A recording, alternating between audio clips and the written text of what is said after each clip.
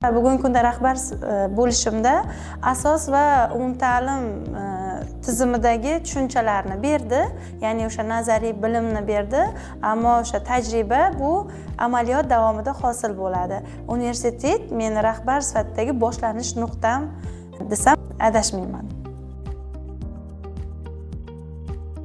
Universitetda olgan bilimlarim, masalan, muloqot jarayoni, pedagoglar bilan muloqot qilish, ular bilan ishlash, shu bilan birgalikda o'quvchi va ota-onalar bilan hamkorlikda, birgalikda ishlash va ular bilan to'g'ri muloqot qilishni o'rgatdi.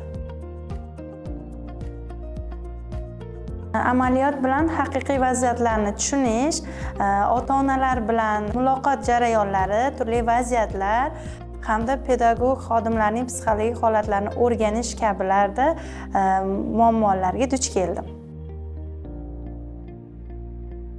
Nazariya va haqiqat o'rtasida farq bo'ladi. Ayniqsa bizda universitetda ideal model haqida o'rgatiladi, ammo hayotda, amaliyotda boshqacharoq vaziyatlar bo'ladi va biz unga moslashamiz, moslashuvchanlik talab etiladi.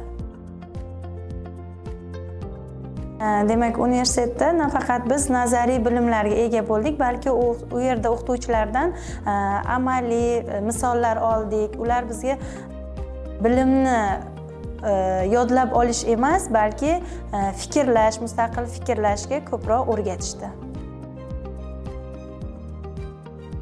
Murakkab vaziyatlarni mustaqil hal qilganimda, men olib borayotgan faoliyat o'z natijalarini bera boshlaganda, shu bilan birgalikda jamoamda sog'lom muhit shakllanganda va turli maktabimda tanlovlar, turli tanlovlarda o'quvchilarning g'olib bo'lishi va o'z shogirdlarimga ega bo'lishimda o'zimni haqiqiy mutaxassis deb hisobladim.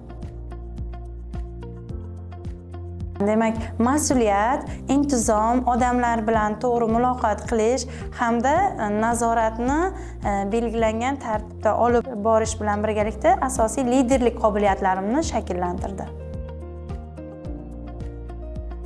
Ko'proq amaliyot va shu maktablarda ota-onalar va pedagoglar bilan stressli vaziyatlarni boshqarish va ularni muammolarni to'g'ri yechish kabi vaziyatli misollarni qo'shishni taklif qilardim. Qismat, lekin asos bo'ladi. Ko'proq o'sha jamoani boshqarish bu amaliyot natijasida hosil bo'ladi. Ya'ni yillar davomida tajriba orttiriladi. Demak, bugungi kunda universitetimiz talabalariga nazariy bilimlar bilan cheklanibgina qolmasdan, amaliyotga borib, o'zlarining tajribalarini orttirib, shu ta'lim sohasidagi muammolarni o'rganib, ularni yechish kabi masalalarni bugunni o'zidanoq o'ylab ko'rishlarini va tajriba orttirishlarini taklif qilaman.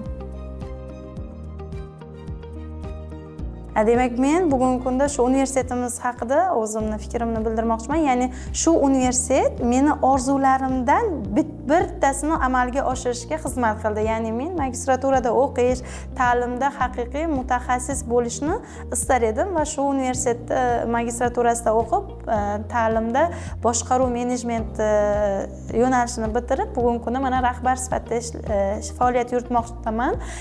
Men bu universitetga kirganimdan juda xursandman. Sababi men yillar davomida shu magistraturada o'qiyman deb yurardim, lekin shu sertifikatlarning joriy etilishi, turli imkoniyatlarga qarab o'qiy olmagandim, lekin bu universitet menga shu magistraturada o'qish imkoniyatini berdi va bugungi kunda shu olgan bilimlarim bilan rahbarlik faoliyatida ishlab kelmoqdaman.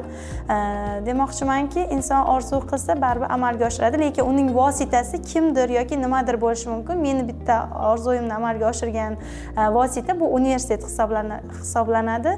Olgan bilimlarimdan, ustozlarimning tajribalaridan, maslahatlaridan bugungi kunda foydalanib, o'zimni natijamga erishib kelmoqdaman va bu uchun universitet va ustozlarimizga kattakon rahmat va minnatdorchiligimni bildiraman.